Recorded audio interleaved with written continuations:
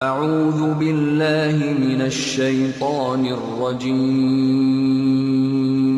بسم اللہ الرحمن الرحیم.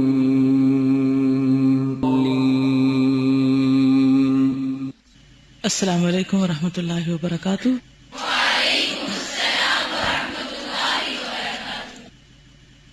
نحمده ونصلي على رسوله الكريم.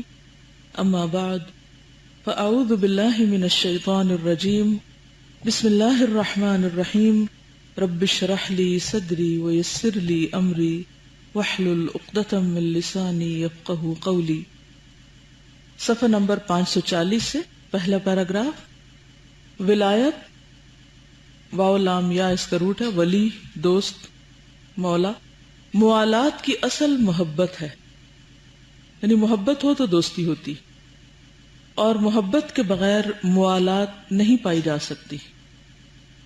جس طرح عداوت کی اصل، عداوت کیا ہوتا ہے؟ دشمنی. اس کی اصل بغض اور نفرت ہے. یعنی دشمنی کیوں ہوتی ہے کسی سے بھی؟ کیونکہ اس سے نفرت ہوتی، بغض ہوتا ہے. اللہ تعالیٰ ایمان والوں کا ولی ہے، اور ایمان والے اللہ تعالیٰ کے اولیاء. ایمان والے اللہ سے موالات رکھتے ہیں، یعنی دلی تعلق رکھتے ہیں، اس لیے وہ اللہ تعالیٰ سے محبت رکھتے ہیں. اللہ تعالیٰ ان سے موالات رکھتا ہے، ان سے محبت کرتا ہے. پس اللہ اپنے بندوں سے اسی قدر محبت کرتا ہے جس قدر وہ اللہ سے موالات کرتے ہیں.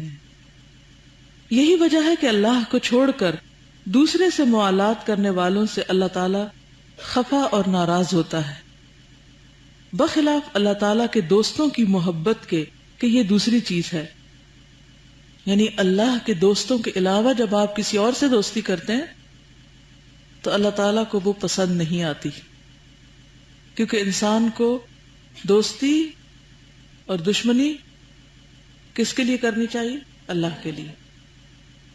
ذاتی پسند ناپسند ایک طرف، محبت اور دشمنی کا معیار کیا ہے؟ ایمان کا دراصل معیار ہی یہی ہے. من احب للہ وابغض للہ واعطى للہ ومنع للہ فقد استکمل الایمان. ٹھیک ہے نا؟ بخلاف اللہ تعالیٰ کے دوستوں کی محبت کے کہ یہ دوسری چیز ہے، کیونکہ اللہ تعالیٰ کے دوستوں سے موالات اور محبت کرنے والے اللہ تعالیٰ کو چھوڑ کر دوسرے کی محبت نہیں کرتے. ایسے لوگوں سے محبت اور موالات کرنا اللہ تعالیٰ ہی سے محبت و موالات کرنا ہے. جیسے آتا ہے نا، من یطع الرسول فقد اطاع اللہ. جس نے رسول کی اطاعت کی اس نے گویا اللہ کی اطاعت کی. اسی طرح جس نے کسی سے اللہ کی خاطر محبت کی اس نے دراصل اللہ سے محبت کی. تو ایسی محبت اللہ تعالیٰ کو ناپسند نہیں بلکہ پسندیدہ ہے، اور اس پر بہت درجے بھی بتائے گئے ہیں. اللہ تعالیٰ ان لوگوں سے خفا اور ناراض ہوتا ہے جو دوسروں کو اللہ تعالیٰ کی محبت میں اس کا ہمسر بنا دے، شریک بنا دے. اللہ تعالیٰ خبر دیتا ہے کہ جو لوگ ایسا کرتے ہیں وہ دوسروں کو اللہ تعالیٰ کا شریک بناتے ہیں. وہ ان سے ایسی محبت کرتے ہیں جیسی اللہ تعالیٰ سے محبت کی جاتی ہے. اور وہ لوگ جو ایمان لائے ہیں اللہ سے بہت زیادہ محبت کرتے ہیں، یا سب سے زیادہ محبت کرتے ہیں، اشد. یہ بھی اللہ تعالیٰ نے خبر دی ہے کہ جو لوگ اپنے بنائے ہوئے شریکوں اور مثیلوں کو، مثیل مانند، جیسا، برابر، شریک، اور مثیلوں کو اللہ تعالیٰ کی محبت کے برابر بنا دیتے ہیں وہ جہنم میں جائیں گے. یہ لوگ اپنے معبودان باطلہ سے کہیں، سورۃ الشعراء، اللہ کی قسم ہم تو سری گمراہی میں تھے، بھٹکے ہوئے تھے. کیوں؟ کہ ہم تمہیں پروردگار کے برابر سمجھتے تھے. یعنی غیر اللہ کو اللہ کے برابر سمجھتے تھے. کس چیز میں برابری؟ ذات میں نہیں، صفات میں، یا پھر محبت میں، کہ جیسی اللہ سے محبت کرنی چاہیے ویسی محبت ہم انسانوں سے کرتے تھے. واقعہ یہ ہے کہ اللہ تعالیٰ نے اپنے رسول اور پیغمبر اسی لیے بھیجے ہیں کہ توحید فی المحبت کی لوگوں کو تعلیم دیں. توحید فی المحبت. اپنی ساری کتابیں بھی اسی غرض سے نازل فرمائی ہیں، ابتدا سے لے کر آخر تک جس قدر بھی رسول اور پیغمبر آئے اسی توحید فی المحبت کی دعوت کی غرض سے آئے. جتنے بھی پیغمبر آئے انہوں نے اسی کا سبق دیا. اسی توحید فی المحبت ہی کے لیے آسمان، زمین، جنت اور دوزخ پیدا کیے گئے ہیں. جنت اللہ نے توحید والوں کے لیے بنائی ہے، اور اس محبت میں کسی دوسرے کو اللہ کا شریک قرار دینے والے کو مشرک کہا اور ان کے لیے جہنم بنائی. چنانچہ حضرت صلی اللہ علیہ وسلم نے قسم کھا کر فرمایا، لا یؤمن عبد حتی یکون الرسول احب الیہ من ولدہ ووالدہ والناس اجمعین. صحیح بخاری. بندہ اس وقت تک مومن نہیں ہو سکتا جب تک وہ رسول صلی اللہ علیہ وسلم کے ساتھ اپنی اولاد، اپنے والد اور تمام لوگوں سے زیادہ محبت نہ رکھے. یعنی اللہ کے بعد سب سے زیادہ محبت رسولوں میں سے بھی نبی صلی اللہ علیہ وسلم سے ہونی چاہیے. یہ درجے ہیں، سٹیپس ہیں. رسول اللہ صلی اللہ علیہ وسلم کی محبت کے متعلق یہ حکم ہے تو پھر پروردگار جل جلالہ کی محبت کے متعلق کیا حکم ہوگا؟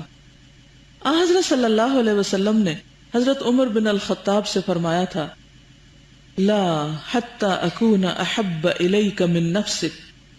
تم مومن نہیں ہو سکتے جب تک مجھے اپنی جان سے بھی زیادہ تم محبوب نہ رکھو. تو انہوں نے اسی وقت ڈیسائیڈ کر لیا.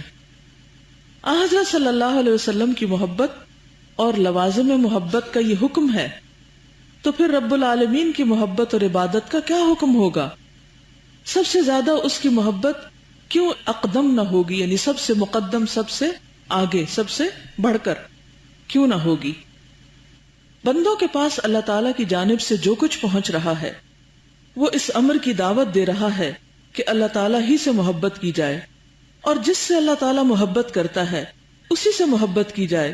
جس سے اللہ تعالیٰ کراہت و نفرت کرتا ہے اس سے کراہت اور نفرت کی جائے، کیونکہ نفرت کا جذبہ بھی اللہ نے دل میں رکھا ہے، اس کو بھی رائٹ پلیس پر ہونا چاہیے.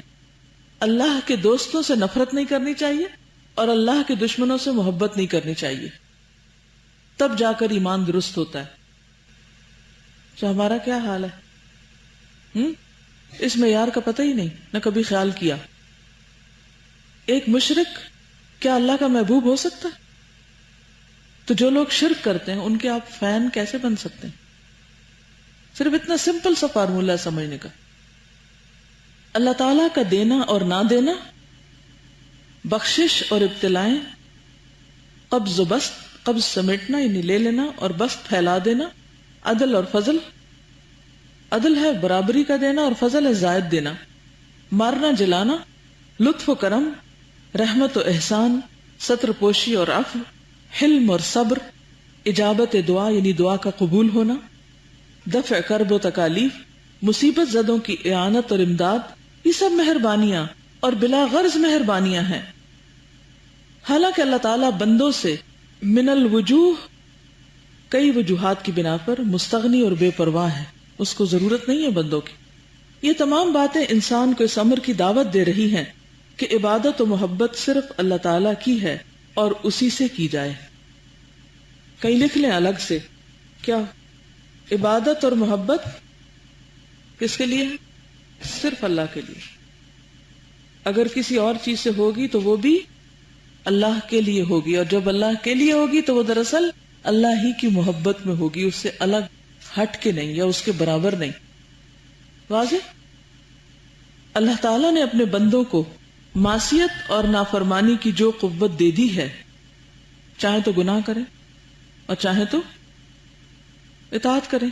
تو یہ جو نافرمانی کرنے کی طاقت ہے انسان کے اندر کہ وہ کر سکتا ہے نافرمانی، جا سکتا ہے اللہ تعالیٰ کے حکم کے خلاف، ایک یونیک چیز ہے، کائنات میں اور کسی کو نہیں ملی. جن و انس کے سوا کسی اور کے پاس نہیں ہے. یہ فرشتوں کے پاس بھی اپنی مرضی نہیں.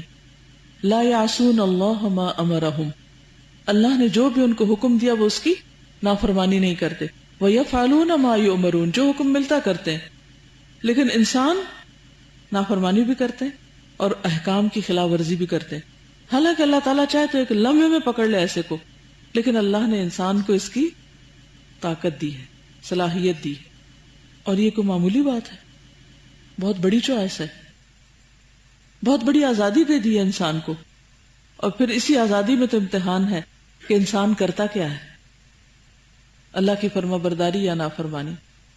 تو جب انسان اپنی چوائس کے ساتھ اللہ کی نافرمانی کرتا ہے اور اللہ کی مرضی کے خلاف جاتا ہے تو وہ کتنا بڑا جرم کرتا ہے، کتنی بڑی خطا ہے یہ کہ مالک کائنات کی مرضی کے خلاف کام، اس کو ناراض کرنا، اس کے مقابل آنا یا کسی اور کو اس کے برابر کر دینا. یہ چھوٹے جرائم نہیں ہیں، اس لیے گناہ چھوٹا بھی ہو تو اسے چھوٹا نہیں سمجھنا چاہیے، کیونکہ وہ اللہ کو ناراض کرنے والی چیز ہے. الا یہ کہ انسان خطا کر جاتا ہے، اور خطا انسان کے اندر پڑی ہوئی ہے، اور اللہ تعالیٰ کو یہ بات پسند آتی ہے کہ انسان جب بھول جائے، اور یہ بھولنا اس کی ویکنس ہے، کمزوری ہے، جب وہ بھول لے تو پھر اللہ کی طرف پلٹے. تو یہ جو واپس پلٹنا جو ہے یہی اس کو بہت پیارا ہے، بہت پسندیدہ ہے، محبوب ہے. اللہ تعالیٰ نے اپنے بندوں کو معصیت و نافرمانی کی جو قوت دے دی ہے، اسی سے معصیت کے اسباب مہیا کر دیتا ہے، یعنی گناہ کے اسباب فراہم کر دیتا ہے، ماحول میں موجود ہیں. پھر بھی وہ ان کی ستر پوشی کرتا ہے، اور بندے جب اپنی خواہشات پوری کر لیتے ہیں اس وقت تک ان کی محافظت اور نگرانی کرتا ہے، یعنی ان کو پوری پوری آزادی اور ماحول دیتا ہے کہ ٹھیک ہے جو تمہارا دل ہے کرو. جب تک بندے معصیت و نافرمانی کرتے ہیں، اپنی خواہش پوری کرتے ہیں، پھر بھی وہ ان کی اعانت اور امداد کرتا ہے اور انہیں اپنی نعمتوں سے نوازتا ہے. یہ تمام امور متقاضی ہیں، یعنی تقاضا کرتے ہیں کہ بندے صرف اللہ تعالیٰ ہی سے محبت کریں، کیونکہ وہ ان کو اتنی ڈھیل چھوٹ دے رہا ہے کہ آپ اس کے وفادار نہیں، پھر بھی آپ کو دے رہا ہے سب کچھ جو آپ کی ضرورت کا ہے. آپ دیکھیں انسان کو کرے گا ایسے کہ کوئی اس کی مرضی کے ذرا سا بھی خلاف جائے اور پھر وہ اس پر اپنی عنایتوں کی بارش کرے؟ عام طور پر کیا ہوتا ہے جب کوئی آپ کی مرضی کے خلاف جاتا ہے تو پھر آپ کیا کرتے ہیں اس کے ساتھ؟ مطلب بیوی شوہر کی بات نہیں مانتی، بچے آپ کی بات نہیں مانتے، شاگرد پرچے میں وہ نہیں لکھتا جو استاد اس سے کہتا ہے، کیا ملتا ہے اس کو؟ یہ کیا ملنا چاہیے؟ کوئی جواب نہیں، کوئی پتہ ہی نہیں ہے، پتہ نہیں سن بھی رہے ہیں کہ نہیں. جی ہاں، زیرو ملتا ہے، انڈا ملتا ہے آپ کو. بعض اوقات نیگیٹو مارکنگ بھی ہوتی ہے، بالکل سب کچھ ہی چلا جاتا ہے. اگر ایسا سلوک، بلکہ اس سے بھی کم تر درجے کا سلوک کسی انسان کے ساتھ کوئی دوسرا کرے تو وہ اپنے دل میں ایسے آدمی کے ساتھ محبت باقی نہیں رکھ سکتا. پھر مہربان کون ہے؟ اصل محبت کون کر رہا ہے آپ سے؟ اور ہم اس کی رحمت کو محسوس ہی نہیں کرتے. ہم ڈیزرو کرتے ہی نہیں، اتنے گناہ کرتے ہیں، اتنی نافرمانیاں کرتے ہیں، پتہ نہیں کیا سے کیا کرتے ہیں، خود بھی نہیں احساس ہو رہا ہوتا کہ کیا کر رہے ہیں، اور پھر بھی وہ محبت کرتا ہے، پھر بھی وہ پروٹیکٹ کرتا ہے، پھر بھی وہ دیتا چلا جاتا ہے. لیکن اگر کوئی بندہ کسی بندے کے ساتھ کرے، حتیٰ کہ ماں باپ بھی آق کر دیتے ہیں. پس بندے کامل جمعیت خاطر کے ساتھ، یعنی پوری یکسوئی کے ساتھ دل و دماغ کی ہمتن اس ذات سے محبت کیوں نہ کریں جو ہمہ قسم یعنی ہر قسم کی نافرمانیوں اور گناہوں کے بعد بھی اپنے بندوں کے ساتھ احسان کرتی، اور بندوں کی ہر سانس اس کے احسانات سے گراں بار ہے، اور خیر و فلاح کی تمام تر برکتیں اس کی جانب سے اترتی ہیں. اللہ تعالیٰ اپنے بندے کو بدعملی میں دیکھ کر بھی اسے نعمتیں دیتا اور نعمتیں دے کر خوش ہوتا ہے. اللہ تعالیٰ تو ان سے بالکل مستغنی اور بے پرواہ ہے. بندے گناہ اور نافرمانی کرتے ہیں اور اس سے بغض اور عناد کا ثبوت دیتے ہیں، اللہ سے ناراض ہوتے ہیں، شکوے کرتے ہیں، حالانکہ بندے ہر حال میں اللہ تعالیٰ کے محتاج ہیں.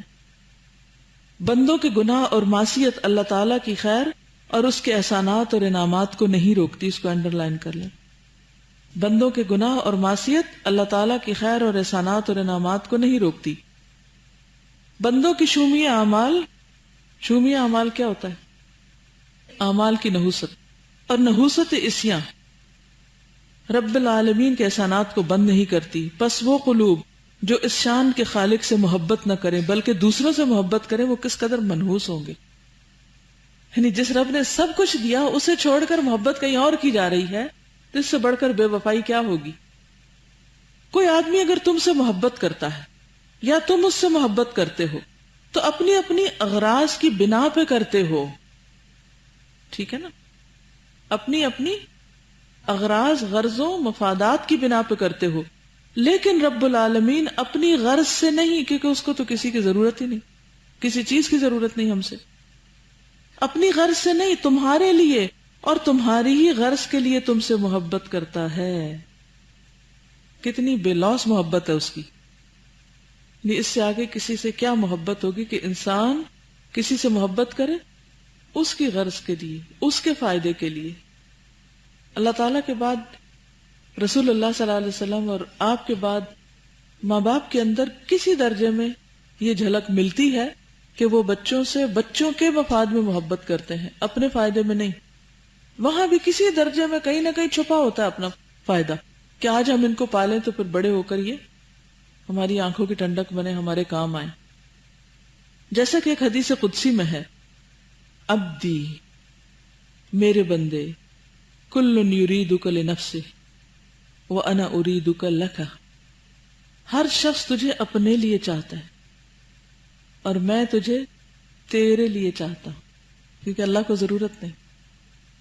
یعنی عموماً محبتیں خود غرض ہوتی ہیں. اسی لیے آپ دیکھیں کہ وہ جو زلیخا نے محبت کا دعویٰ کیا تھا نا یوسف علیہ السلام سے، جب انہوں نے بات نہیں مانی تو کیا کیا؟ فوراً اس نے الزام تراشی شروع کر دی. ما جزاء من اراد باہلک سوءا الا ان یسجن، اس کو قید کر دو، چھوڑو اس کو. اور عام حالات میں بھی یہی ہوتا ہے. بہن بھائی کیوں روٹھ کے بیٹھے ہوتے ہیں؟ کیوں ایک دوسرے کو چھوڑے ہوئے ہوتے ہیں؟ رشتے کیوں منقطع ہوتے ہیں؟ دوستیاں کیوں ختم ہو جاتی ہیں؟ جب اپنا مطلب پورا نہیں ہوتا، جب وہ فیض یا فائدہ نہیں ہوتا تو چھوڑ دیتے ہیں، بھول جاتے ہیں. تو صرف اللہ کی ذات ایسی ہے کہ جس کو ہم سے کوئی مطلب نہیں، کوئی غرض نہیں، اس کے باوجود وہ ہم سے محبت کرتا ہے. یحبہم. پس بندوں کو شرم آنا چاہیے کہ اس شان کے پروردگار سے وہ اعراض کرتے ہیں، وہ اس سے منہ موڑتے ہیں اور دوسروں سے محبت کرتے ہیں. اللہ تعالیٰ کے سوا دوسروں کی محبت میں غرق اور محو رہتے ہیں. نیز یہ کہ مخلوق میں سے کوئی بھی اس وقت تک بھلائی اور اچھا معاملہ نہیں کرتا جب تک کہ وہ اپنا فائدہ نہ سوچ لے، لیکن رب العالمین کی شان یہ ہے کہ تمہارے ہی فائدے کے لیے اور تمہاری ہی بھلائی کے لیے تمہارے ساتھ بھلائی اور اچھا معاملہ کرتا ہے اور چاہتا ہے کہ تمہیں بڑے سے بڑا فائدہ اور اعلیٰ سے اعلیٰ نفع پہنچے. نیکی کرو تو 1 درہم کے عوض 10 اور 10 سے لے کر 700 تک اور اس سے بھی زیادہ تمہیں نفع ملے، اور اگر گناہ کرو تو 1 کے بدلے میں 1 ہی سزا دے، اور توبہ کر لو تو وہ بھی معاف کر دے. حق سبحانہ و تعالی نے تمہیں صرف اپنی ذات کے لیے پیدا کیا ہے. وما خلقت الجن والانس الا لیعبدون. سوچیے اپنے بارے میں، میں کیوں پیدا ہوئی، مجھے کیوں بنایا گیا، میں اس دنیا میں کیوں آئی ہوں، مجھ پر سب سے بڑا حق کس کا ہے، سب سے زیادہ مجھ سے محبت کون کرتا ہے، سب سے زیادہ میرا خیال کون رکھتا ہے، سب سے زیادہ مجھے نعمتیں کس نے دی، سب سے بڑھ کر مجھ پر حق کس کا ہے، اس کے ساتھ میرا تعلق کتنا ہے، میں نے اس کا حق کتنا ادا کیا ہے، میں اس کے لیے اپنے دل میں کتنی محبت اور قربت محسوس کرتی ہوں. کیا میں واقعی سب سے بڑھ کر اسی کو چاہتی ہوں؟ کیا میں ہر کام اسی کے لیے کرتی ہوں؟ کیا میں واقعی اس کی شکر گزار بھی ہوں؟ کیا میرے دل میں ہر چیز سے بڑھ کر اس کی اہمیت ہے؟ کیا میری زندگی میں وہ نمبر 1 پر ہے؟ کیا وہی میری پرائرٹی ہے؟ اسی کی خوشی میں لگے رہنا میری زندگی کا مقصد؟ کیا میری ساری سٹرگل اور جد و جہد اسی کی خاطر ہے؟ میرا جینا اور میرا مرنا، میری عبادات، میری سیکریفائسز واقعی اسی کے لیے؟ حق سبحانہ و تعالی نے تمہیں صرف اپنی ذات کے لیے پیدا کیا ہے اور ساری خدائی اور آخرت تمہارے لیے پیدا کی ہے. دنیا میں بھی ساری نعمتیں، ساری چیزیں انسان کی خدمت کے لیے، اور آخرت میں بھی جنت انسان کے لیے. اگر کوئی حق وفاداری ادا کر دے. کتنا بڑا احسان ہے اس کا. کتنے اسپیشل ہیں آپ سب کہ جو کچھ نظر آتا ہے سب کچھ آپ کے لیے بنا ہے. پھر بھی نہ شکرے, پھر بھی قسمت کا رونا روتے رہتے کہ کچھ نہیں ہے ہمارے پاس. اتنا کچھ بنایا اور پھر عقل دی اور کہا جاؤ جو لے سکتے ہو لو, اور اگر میری مرضی کے مطابق زندگی بسر کر کے آئے تو پھر ہمیشہ کے لیے یہ میری ساری بنائی ہوئی نعمتیں اور سب سے بہترین چیز تمہارے نام. اس سے بڑھ کر بھی کوئی محبت کرنے والا ہوگا؟ اس سے بڑھ کر بھی کوئی مہربان ہوگا؟ کسی نے اتنا کچھ دیا ہمیں جو اس نے دیا. لیکن ہمارا رویہ کیا ہے؟ ہم اس کے بارے میں کیا سوچتے ہیں؟ ہمارا اس کے بارے میں کیا گمان ہے؟ ہم کتنی چاہت سے اس کی عبادت کرتے ہیں, کتنی تڑپ کے ساتھ اس کی طرف لپکتے ہیں. ہم سب اپنے رویوں پر غور کریں. اب بتائیے کہ محبت کس سے کی جائے اور کس کی رضامندی اور رضا جوئی کے لیے جد و جہد کی جائے؟ تمہارے مقاصد اور مطالب بلکہ ساری مخلوق کے مقاصد و مطالب کی کنجیاں اس کے پاس ہیں, اور وہ سب سے بڑا جواد, سب سے بڑا کریم و رحیم اور سب سے بڑا سخی ہے. سوال کرنے سے پہلے بندوں کو نوازتا ہے. کئی دفعہ ایسا نہیں ہوا کہ آپ نے ابھی سوچا ہی تھا, کسی انسان کو نہیں بولا, منہ پہ بھی نہیں لائے, اور آپ کی تمنا پوری ہو گئی. اس وقت بھی کریڈٹ اللہ کو نہیں دیتے, خود کو ہی دیتے ہیں. شاید کو ہم بہت نیک ہیں, بڑے خاص ہیں, اس لیے ہمارے ساتھ یہ معاملہ ہو رہا ہے. سوال کرنے سے پہلے بندوں کو نوازتا ہے اور بندوں کی امیدوں سے زیادہ انہیں دیتا ہے.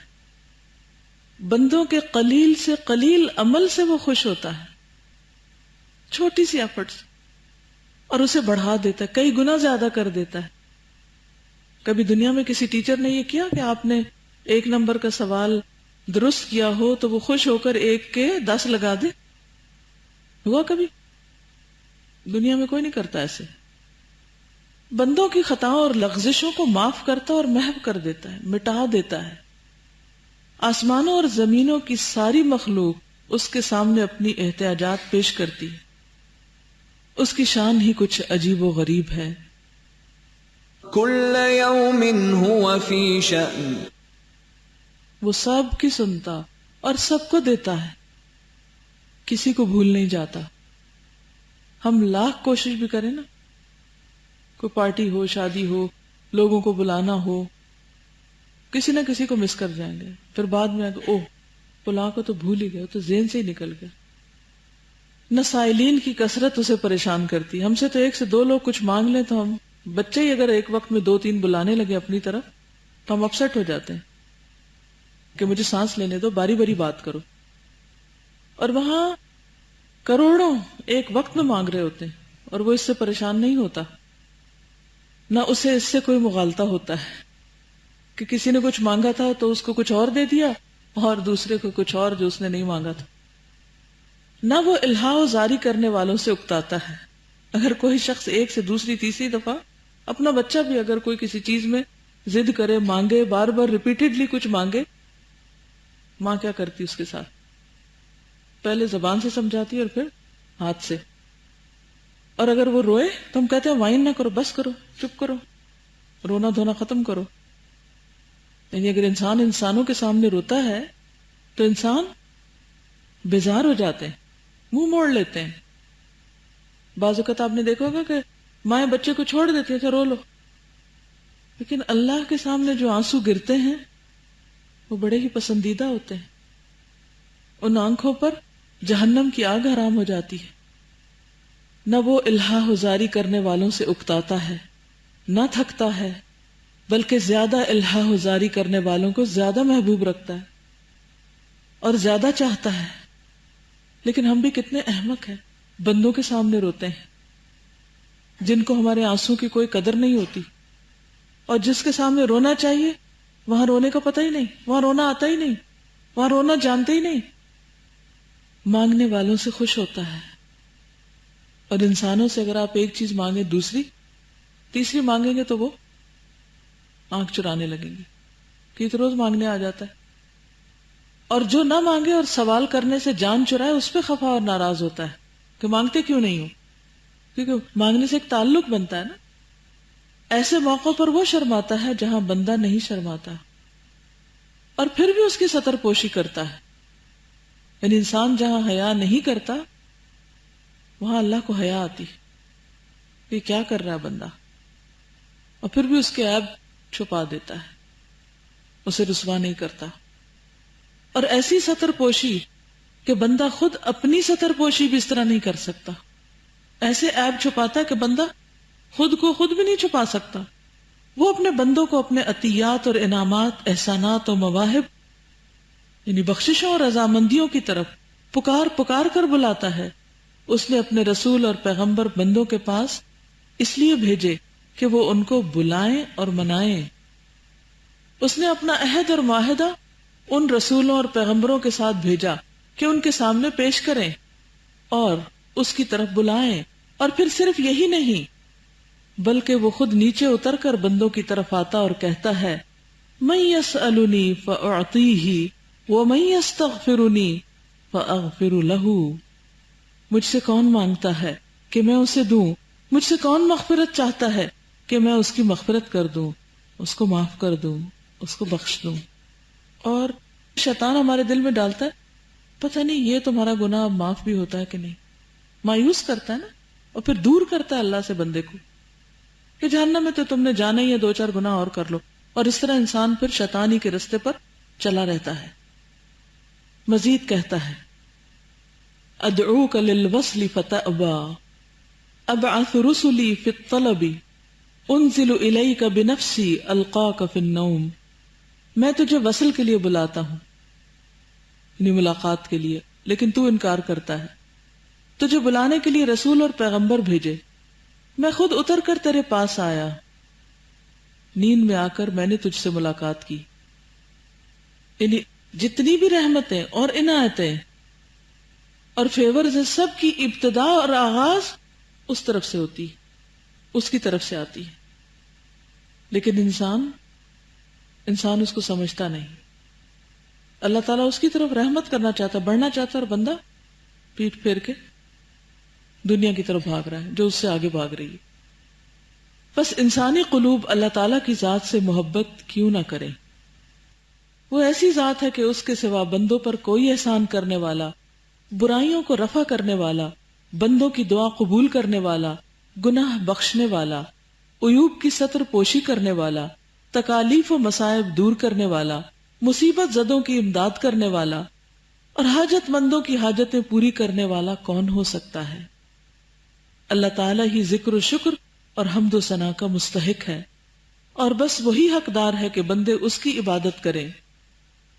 وہی تو ہے جو مدد مانگنے والوں کی نصرت و امداد کرتا ہے، مملوکوں اور غلاموں پر سب سے زیادہ مہربان ہے، طلب کرنے والوں کے لیے سب سے بڑا سخی ہے، اور دینے والوں میں سب سے بڑا دینے والا ہے.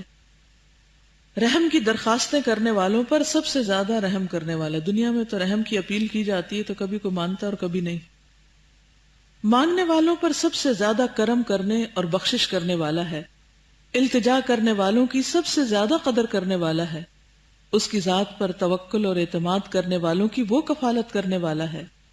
بندوں پر ان کی ماؤں سے زیادہ مہربان ہے، 70 ماؤں سے بڑھ کے پیار کرنے والا. بندوں کی توبہ سے وہ اس قدر خوش ہوتا ہے کہ کسی آدمی کی سواری جس پر اس کا کھانا پینا، تمام سرمایہ اور مال و متاع اور سر و سامان لدا ہوا تھا، کسی مہلک سرزمین میں پہنچ کر گم ہو گئی اور وہ ہر چیز سے محروم ہو گیا، بالآخر زندگی سے تنگ آ کر موت کا انتظار کرنے لگا. اس حالت میں سواری اسے اصل حالت میں مل گئی. جو خوشی اس حالت میں اس سواری والے کو حاصل ہوتی ہے، توبہ کرنے والے سے اللہ تعالیٰ اس طرح خوش ہوتا ہے. اللہ تعالیٰ وہ بادشاہ اور شہنشاہ ہے جس کا کوئی شریک نہیں، اس کا کوئی مانند و مثیل نہیں. اس کی ذات کے سوا ہر چیز فانی ہے. اس کی اجازت اور حکم ہی سے اس کی اطاعت اور عبادت کی جاتی ہے. اس کی نافرمانی اس کے علم کے بغیر ناممکن ہے. یعنی یہ نہیں ہو سکتا کہ نافرمانی کرے اور اس کو پتہ نہ چلے. سمجھ آ رہی ہے بات؟ اس کی عبادت کی جاتی ہے تو وہ شکر کرتا ہے. حالانکہ اطاعت اور عبادت کی توفیق اور انعام اسی کی جانب سے ہے، اور اگر نافرمانی بھی کی جائے تو مغفرت فرماتا ہے، اس کا حق ضائع کیا جاتا ہے پھر بھی وہ عفو درگزر کرتا ہے، وہ قریب و نزدیک والوں کا شاہد، محافظ اور نگران ہے، سب سے بڑا عہد وفا کرنے والا، سب سے بڑا عادل، سب سے بڑا منصف ہے، بندوں کے ساتھ ہے، بندوں کی پیشانیاں اور چوٹیاں ان کے اختیارات اس کے ہاتھ میں ہیں، سارے آثار اس نے لکھ رکھے ہیں، بندوں کی اجل اس کے قلم سے لکھی جا چکی ہے۔ یہی ذات اور صرف یہی ذات ایسی ہے کہ قلوب خواہ مخواہ اس کی طرف کھنچتے ہیں، ہر مخفی چیز اس کے سامنے ظاہر اور روشن ہے، علانیہ اور ظاہر، غائب اور منور چیزیں اس کے سامنے واضح اور روشن ہیں، ہر ایک اس کا محتاج ہے، ساری مخلوق اس کے نور کے سامنے جھکی ہوئی ہے، اس کی کنہ و حقیقت معلوم کرنے سے دنیا عاجز اور قاصر ہے، جہاں وہ پنہا ہے۔ فطرت اس امر پر دلالت کرتی ہے کہ اس کا مثل، مانند یا شبیہ ممتنع اور محال ہے۔ ممتنع یعنی پاسبل ہی نہیں، امپاسبل۔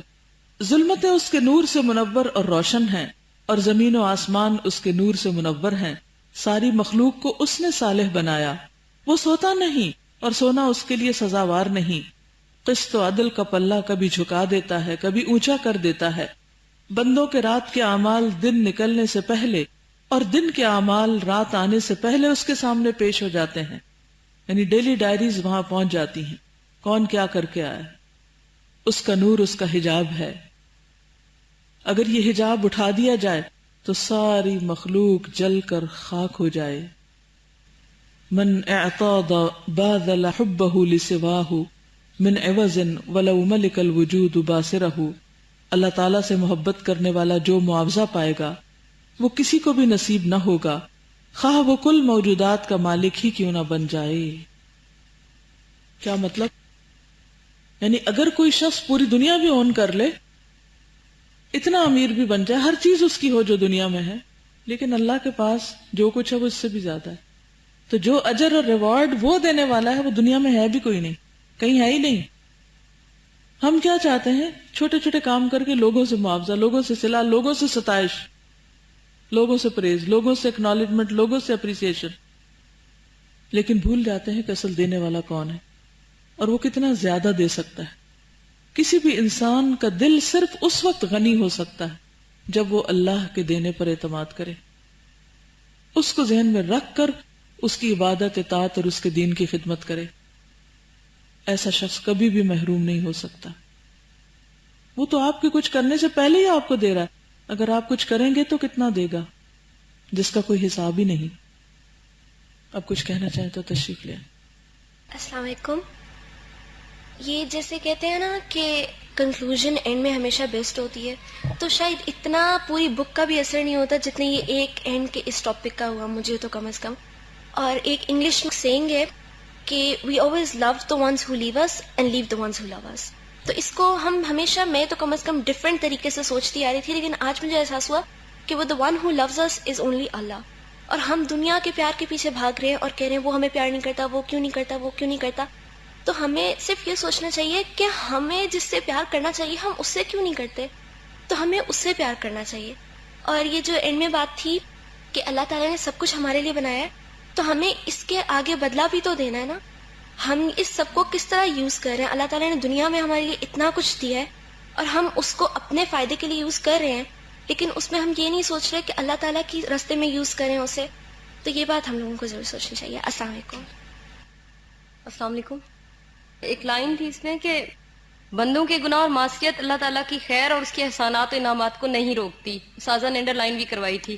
تو اس پر مجھے ابو علی سینا کا ایک کال یاد آیا کہ ان سے کسی نے پوچھا کہ دن کیسے گزر رہے ہیں، تو رو پڑے اور کہنے لگے کہ اللہ تعالیٰ کی نعمتیں گناہ گار ہونے کے باوجود پر اتنی زیادہ ہیں کہ سمجھ میں نہیں آتا کس بات کا شکر ادا کروں، اس کی نعمتوں کا یا اپنے گناہوں کی پردہ پوشی کا۔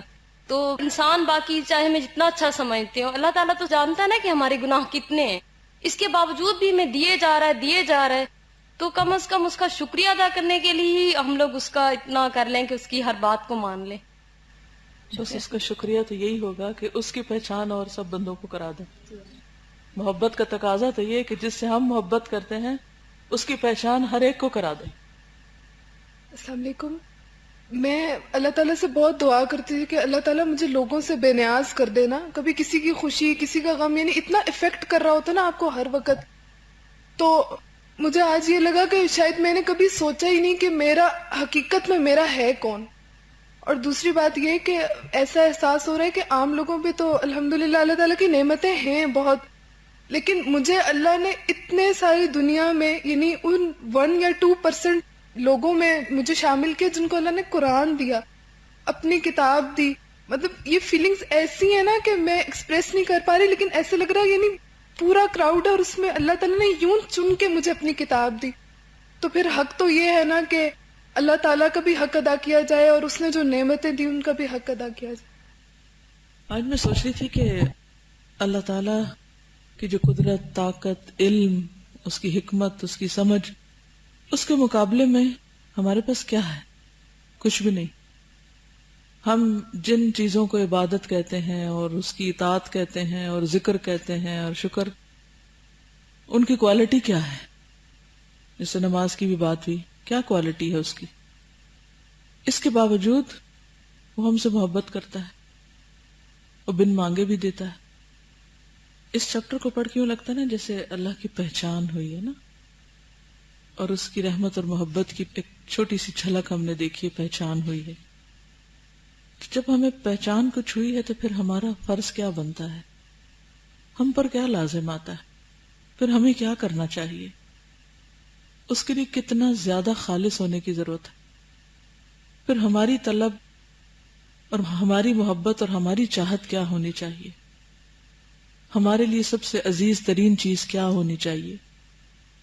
تو فصل 110 میں دیدار الہی ہے، کیونکہ انسان کو جس سے محبت ہوتی ہے اس کو وہ دیکھنا چاہتا ہے. موسیٰ علیہ السلام، انہوں نے اللہ تعالیٰ سے کیا تقاضا کیا؟ رب ارینی انظر الیک، اللہ تعالیٰ میں آپ کو دیکھنا چاہتا ہوں، آپ مجھے اپنا آپ دکھائیے، انظر الیک، تاکہ میں دیکھوں. قال لن ترانی، ابھی وقت نہیں آیا، ابھی نہیں دیکھ سکتے. اور دیکھ کر جو خوشی ہوتی وہ شاید کسی چیز کو کھا کر یا کسی چیز کو سن کر یا کسی چیز کو چھو کر وہ خوشی نہ ہو.